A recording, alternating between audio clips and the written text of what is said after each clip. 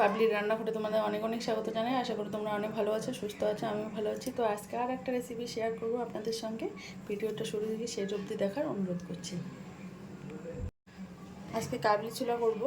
তো এখানে দুটো আলু দিয়েছি,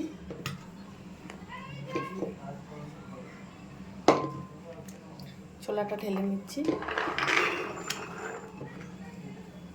এখানে একটু পরিমাণ মতো জল দিয়ে দিলাম। এটাকে 3-4টে সিটি দিয়ে নিচ্ছি। এখানে একটু ডালচিনি দিয়ে এটা লাগিয়ে নিচ্ছি।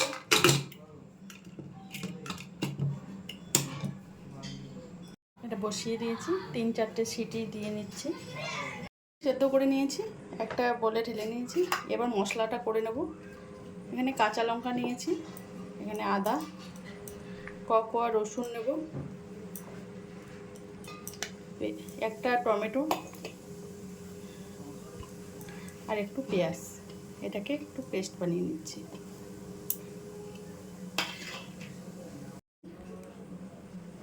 কড়াই বসিয়ে দিয়েছি, কড়াইয়ে পরিমাণ মতো সর্ষের তেল দিয়ে করব। সর্ষের তেলটা দিয়ে দিচ্ছি।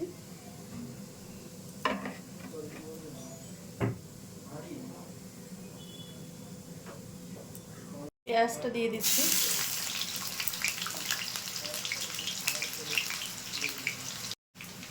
গোটা মশলাটা দিয়ে দিলাম। পেঁয়াজটা একটু লালচে করার জন্য ভেজে নেব। পেঁয়াজটা ভালোভাবে ভেজে নিয়েছি, এবারে মশলাটা দিয়ে দিচ্ছি। এখানে মশলাটার মধ্যে একটু হলুদ দিয়ে দেব পরিমাণ মতো, জিরে গুঁড়ো দিয়ে দিচ্ছি, রেড চিলি পাউডার।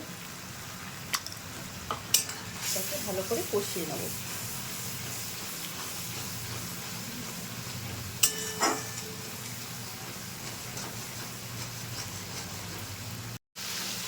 খানিকক্ষণ কষিয়ে নিয়েছি মশলাটা, এবার ছোলাটা দিয়ে দিচ্ছি।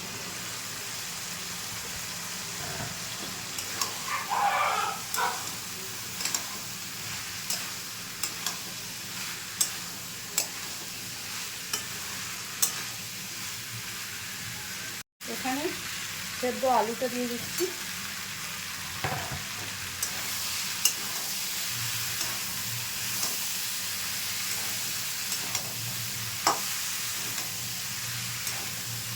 পরিমাণ মতো লবণ দিয়ে দেবো।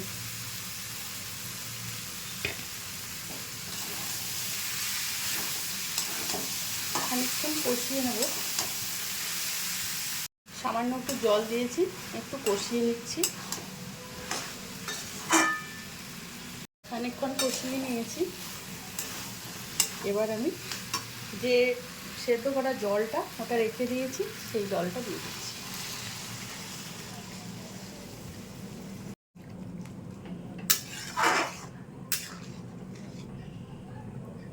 পরিমাণ মতো জল দিয়ে দিলাম,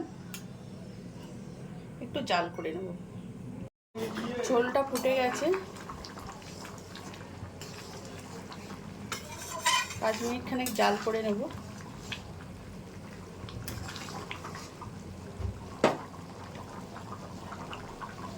একটু গরম মশলা গুঁড়ো দিয়ে দিচ্ছি।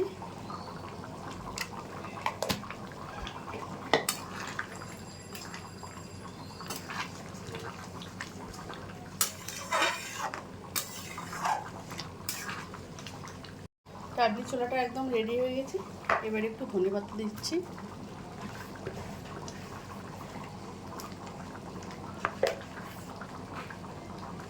গ্যাসটা অফ করে দিচ্ছি।